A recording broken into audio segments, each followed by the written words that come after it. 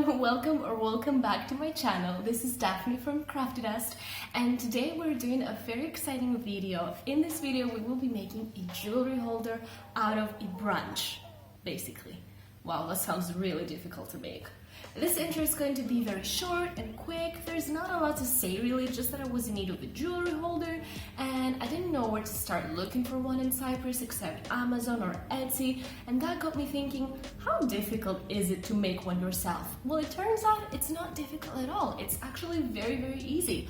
All you need is a piece of wood or a branch, some nails, a hammer, and some paint. I'm using part spray paint, part acrylic paint, but you could use just acrylic paint, which would probably make your life a lot easier. So the initial idea was to take a piece of wood or a branch, add some nails, and basically that's it. And this is exactly what we're doing today. And I was on Pinterest for some inspo, and it turns out that a lot of other people had the same idea as well. And look how pretty these are. And I stumbled upon these two Etsy sellers who are selling such jewelry holder for $30. And are you ready? $67. Like, what?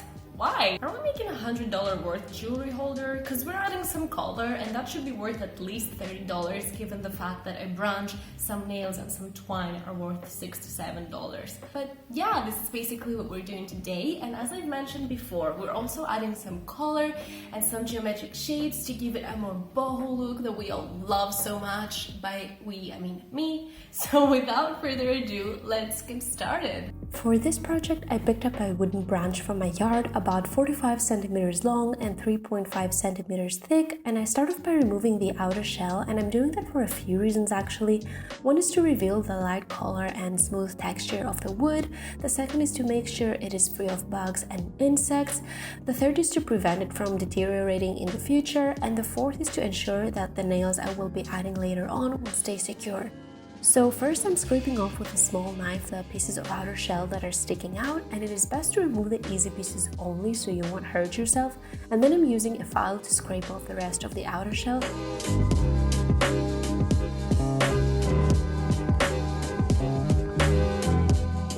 But this file is actually for steel, and although it was working, it would take me a really long time to get to a clean and smooth finish, so instead I went ahead and used a 40 grit sandpaper on my sander, and don't worry if you don't have a sander, you can of course do it by hand.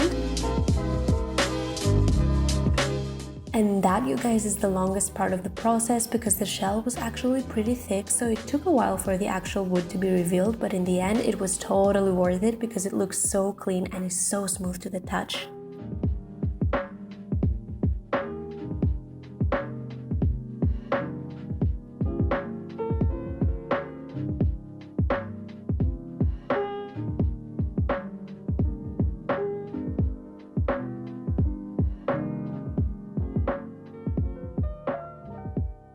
So as I mentioned earlier, I'm going for a boho vibe, which I'm going to achieve by painting a few triangles on each side and a rectangle in the middle. And first I am taping the long and short edges because I'm going to be spray painting the shapes, and then I am creating with the tape two triangles on each side.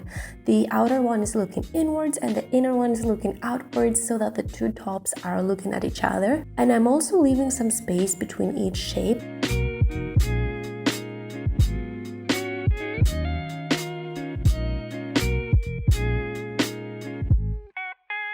And then in the middle I am creating a rectangle with two opposite pointed sides, left and right. I am taping the spaces and I am ready for spray paint.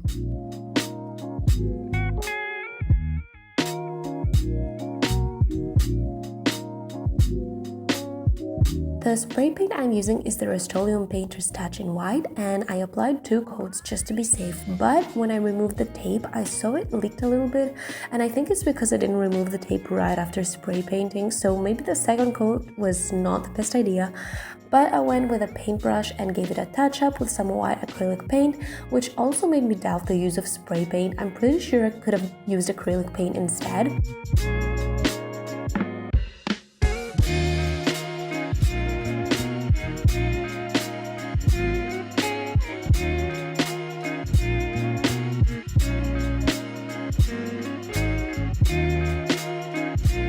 I am adding some golden dots on the inner side of each shape's points, and I'm also making a golden rectangle outline on the white rectangle with the two long edges sitting on the exterior of the outline and the two short edges in the interior, so that it looks as if there's a golden rectangle with a white filling and a white triangle on each side, if that makes sense.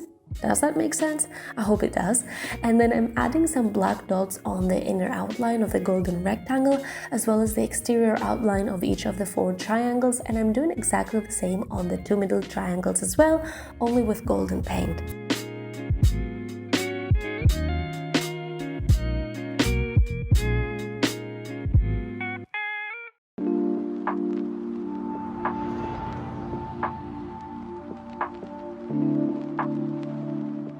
This step is super easy and self-explanatory. I hammered 11 nails, leaving a space of 3 centimeters between each nail, and I'm doing that on the floor with a piece of cardboard underneath for obvious reasons, so I don't damage the floor. And you don't want your nails to go all the way in, obviously. You want to leave some space for your jewelry to sit on. My only suggestion is to make sure all the nails are on the same level so that it looks neater. And last but not least, it is time to attach our macrame cord, which will hold the jewelry holder on the wall. So I am tying a double knot on each side of the branch, I am cutting the excess cord, and finally I am hot gluing the area where the cord sits on, as well as the top of the knot.